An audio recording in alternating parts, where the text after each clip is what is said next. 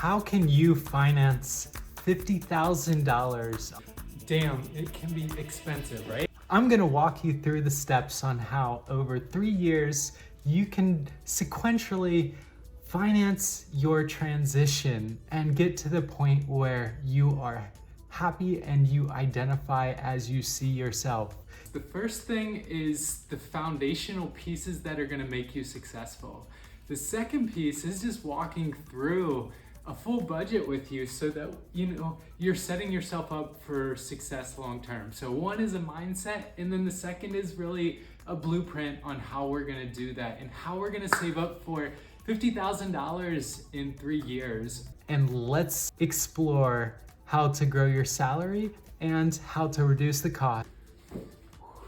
So a little background, I am a finance person. I want to help you get to a point where you are set up for success. All right, so what I have here is a breakdown of the budget. I'm gonna walk through each one of these items with you so that it provides some thought on how you can get to that $50,000 of savings for your surgeries or for anything really. I mean, these principles work on anything. What are the biggest expenses? So it's standard, right? It's like your rent, your car.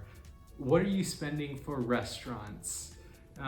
What clothing are you buying and makeup are you paying for? And then groceries. So those are the 5 big categories that I want to go into. And then really the bonus one, which talks about that top line. So we said there are really 2 concepts again. It's either grow your top line, grow your salary, or reduce your costs so that you can save up so that you can live however you want. The first thing is rent. Let's say you spend $1,000 on rent a year at the moment. So that translates to $12,000 a year.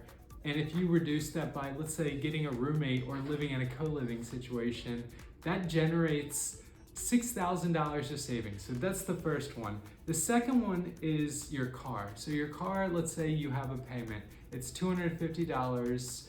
Maybe there's insurance and you're fully covered at $150. So that's $400, $4,800 a year is what you're spending that, nearly $5,000. Let's say you go ahead and drop that and decide you want to do a Metro Pass, and maybe some scooters and kind of live a little bit differently for that period of time.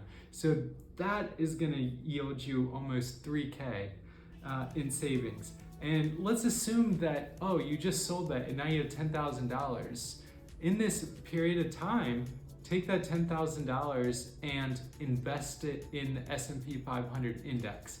Don't try to get all fancy and cute with Bitcoin and blockchain, and I mean, those are amazing, but we're thinking sustainable. This is part of your car, part of your life. Put it to something that you know has a generally solid return profile.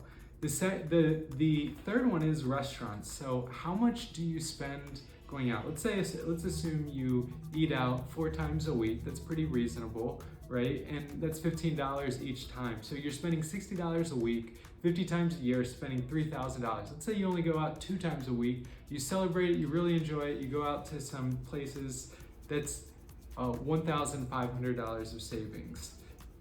On the low end, most people don't eat out 4 times. They eat out probably 5 or 6. So there could be some really good opportunity there.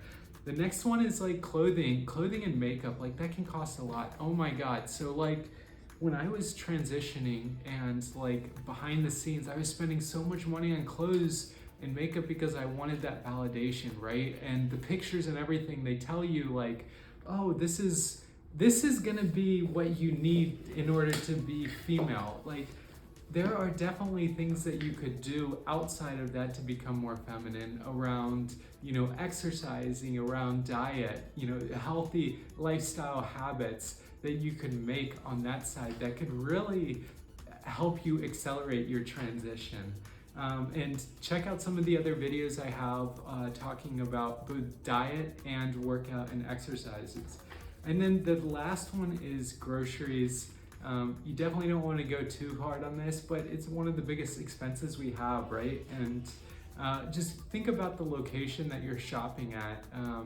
there are definitely some really good, solid quality discount places like Aldi's. I don't know if you've ever heard of Aldi's. It was available in the Midwest, and they have phenomenal food at like a discount price. So that's an opportunity to save a few $100. I want to challenge you to think about the skills that you can add to your profile, whatever industry you're in. Let's say you're in business, or your art, or your communications, HR, technology. Think about learning a skill. One of the free skills, there's so many free online resources out there.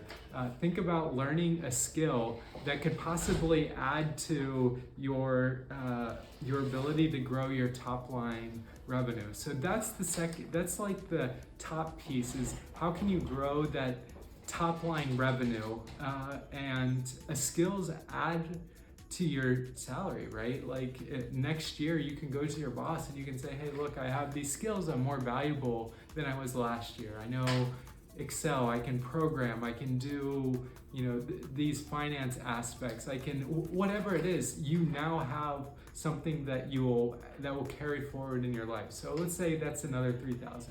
So right now, off of this $50,000 budget, which would be pretty reasonable, I think, for most people, right? So we're at $6,000, $1,000, $1,000, $1,000, $4,000 for the skill, $600 for the clothing, $240 for groceries. So that came out to $14,000 a year. So that's a pretty decent size of money. And I know that you have so much of a desire to want to transition now. The question is to yourself is for me, it took me almost 3 or 4 years, 5 years, 6 years to save up, right? I didn't have any money in 2015. And I didn't really finish my transition until 2021. That took me 5 years. So think about the race. The race is long. Take those steps that you can. In 3 years, you can have $50,000 saved. And you can still enjoy a lot of things out there, right? There are so many amazing free things that you can do in your life that you can really enjoy and find fulfillment and connection and friendship with. So this is a challenge that you can totally do that. That gets you $14,000, $15,000 next year because you're saving more, your revenues growth, you've built some really nice lifestyle habits, you've taken on and acquired that minimalistic lifestyle for a period of time to get you to the point where you have the cash that you need to do it. Now, please do not get yourself into these situations if you can. If you're approved for a credit card and let's say you just turned 18 or 21, whatever it is that you need, 18, right? And you're approved for credit card and you're like, oh, they gave me a $5,000 limit. I'm gonna go do this major procedure. You're setting yourself up for failure. These things are dangerous. Do not have a credit card. That's one thing. Take your time, be deliberate about it. Your life is long and you can afford the time to set yourself up for success in the long term. So you can be happy and enjoy kind of post this.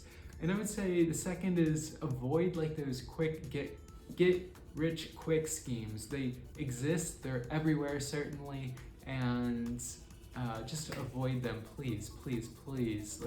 Don't think that you're gonna invest in this company that's gonna go to the moon if you're not in the investment space, or you don't have some competitive advantage that thinks that you have an insight that somebody else does. If you're reading the same news and you're scrolling through Apple News and they're telling you the stock picks, you're probably better off just buying an index. So just to avoid, I would say the last piece is when you go to paying for your surgery, negotiate and shop around. Those are two really important pieces. There are a lot of different doctors out there across the country, and build a little spreadsheet for yourself for the prices, and sit down and talk to the doctors and say, hey, look, I really like you. I like what you have to offer. I spent the last 3 years saving up. I built this budget, right? Good for you. And this is what I have. can we negotiate, please? And then work with them. And the other option you have is maybe talking about payment plans with certain companies. Maybe you finance the first 2/3 of it, 30,000 of the transition, and then the last bit is financed through, working through the surgeon to finance that. I'm not sure if there are any vehicles out there for it, but yeah, just wanted to provide my perspective on it. My transition took quite some time.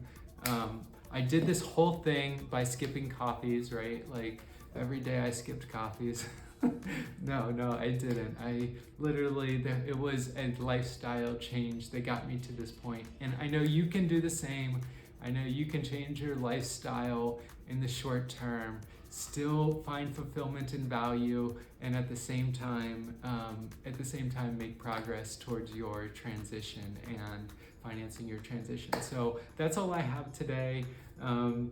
Wish you luck, ask for questions. I can certainly, if you're interested, share an Excel spreadsheet, to kind of help you think through it, so you can put together a plan for yourself so you feel comfortable, right? And you can think through your transition timeline and what you can do in the first year, and maybe you phase it out over 3 years, right? And maybe with that first 14K, you put it towards one piece of your transition. Maybe the next year you do another piece, and then the final year you do your final piece. So that could be really good approach too, right? And that gives you the time to grow into yourself and really find yourself. So with love. The path definitely requires a different change in mindset and a different set of values. But I firmly believe that you can get there if you change to a minimalistic lifestyle and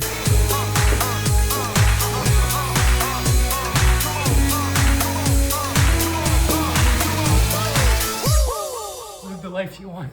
You can do it.